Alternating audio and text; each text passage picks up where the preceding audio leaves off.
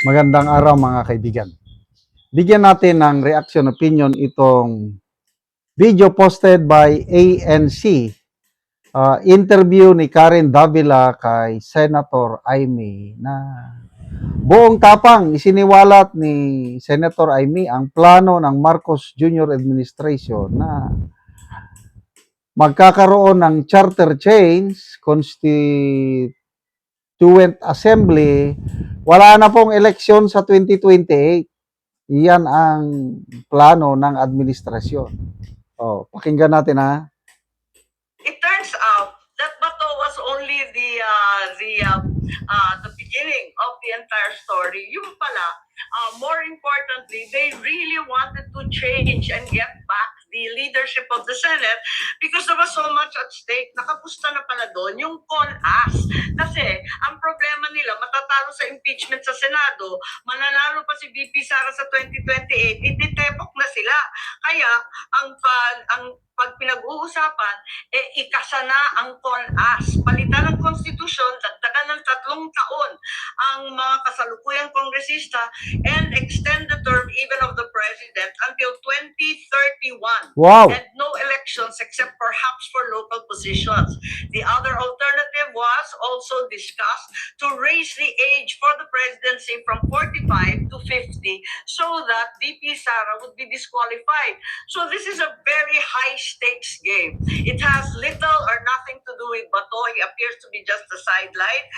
And galit ang Pilipino sa term extension. Ayaw natin ng Noel. Bakit natin pipilitin na naman to? This has lost time and time again.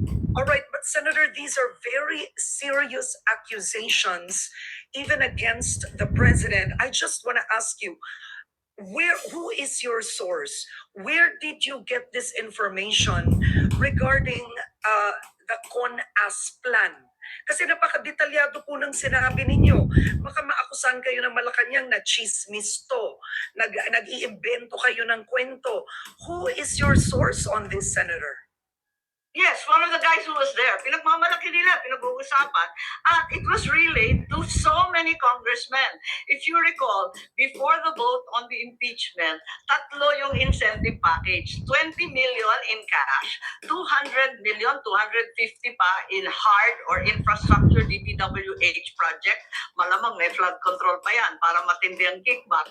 Ikatlo, don't worry about the churches, don't worry about Visayas, Mindanao, and the DDS because there will be no election. Noel ang benta nila. Yun ang part 3 ng incentive package. Tapos, yun nga, gusto nila tigilan na ang flood control investigations kasi mabigat na yung ebidensya, limpak-limpak na yung dokumento, ang dami nagpipresenta at kahit kamag-anak ko, klaro naman na may ebidensya na kay Martin Romualdez, andyan kay Sandro Marcos, andyan rin kay Presidente Bongbong. Kamag-anak ko to, pero wala tayong magagawa. Andyan na yung ebidensya. Your credibility is at stake here. You're actually accusing the president of wanting to stay longer in power, which was, I mean, forgive me for saying this, but the very problem that was with your own father, your late father, of wanting to stay in office for a much longer time than he was meant to stay in office. You are throwing that same accusation on your brother. Do you have the facts, the people, witnesses, sources that are credible on this, Senator Amy? Kausap ko maraming tao. I'm not certain that they'll come forward and be prepared to talk. But certainly, if there's anyone who knows the consequences of self-perpetuation and corruption, it should be me. Galit ang Pilipino sa usapin ng term extension. Correct. Okay. Una kong narinig yan, yung term extension, galing sa isang independent source. Okay? Si Mr. Lito Banayo, isang respected na political analyst, political strategist, panahon pa ni FBR. Marami ng administrasyon na nag-serve itong si Lito Banayo. Siyang una kong napakinggan sa isang interview, nakausap niya mismo yung tao na kasama sa meeting. It was a meeting, Speaker Boji D and dating Senate President Tito Soto. Nung hindi pa nagkaroon ng kodita sa Senado ito, yun na nga ang pinag-usapan, Constitutional Assembly, CONAS. I-review lang natin, may tatlong paraan para baguhin ang konstitusyon. Number one is yung People's Initiative, yung pirma ba? 3% na botante sa isang congressional district. Pwede na yon. Ginawa na nila yan noong 2023, 2024. Hindi sila nagtagumpay.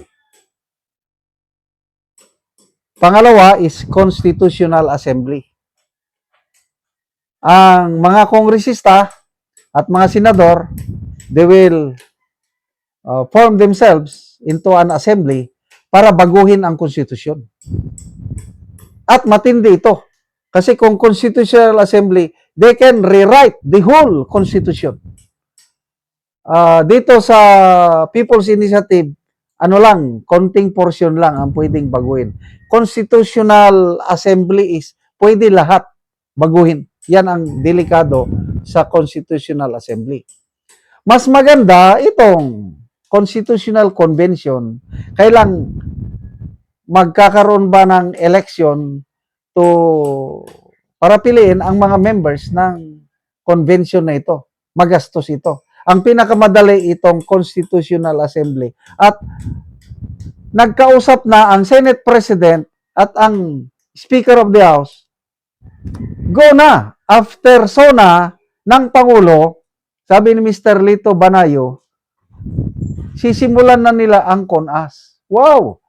Mabuti na lang God's intervention at nagkaroon ng Brave 13. Ngayon, na naagaw na ng liderato ng Senado, nandyan ng Brave 13, mapupurnada na ang kanilang Constitutional Assembly. Kaya, nagpupumiglas sila ngayon na at all cost, agawin ang liderato. Kaya, magdasal po tayo mga kapwa ko DDS. Delikado ito kung matuloy ang CONAS. Ang Marcos family, they can stay longer than Marcos Sr. Kasi, i-extend ang term ng Pangulo hanggang 2031. Then after that, ano pang susunod? Magagawa na nila lahat. Kaya, wag po tayong pakumpiyansa. Nasimulan naman lang ang laban. Prayer. God, please intervene. Wag mong pabayaan na mangyari yung 20 years rule ng Marcos. Ngayon, uulitin na naman nila. Salamat mga kaibigan sa inyong pagsubaybay sa channel na ito. Nakakatulong kayo ng malaki sa tribong Talandig ng Bukidnon dahil ang sweldo natin sa channel na ito is pantulong sa tribo. Namimigay tayo ng libreng yero at pako para makapagpatayo naman sila ng mas maayos na tirahan. Panoorin nyo ang video na ito. Muna ni ang atop ni nanay sa natagaan na mo og yero. So muna ni gid ang itsura sa iyang atop nga mga dagko na gyud og buslot. Ipang sapahan og silupin makita man gani.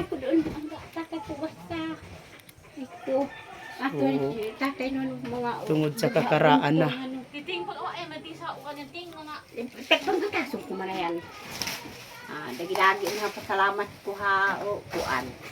O may babya Karon mo na ni among gihatag nga yero.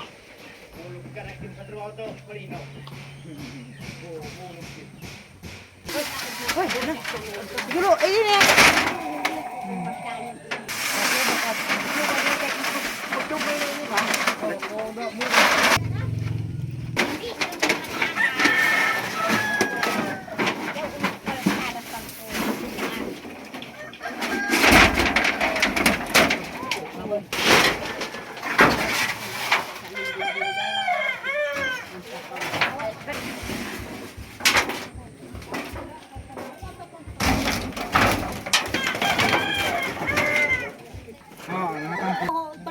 nag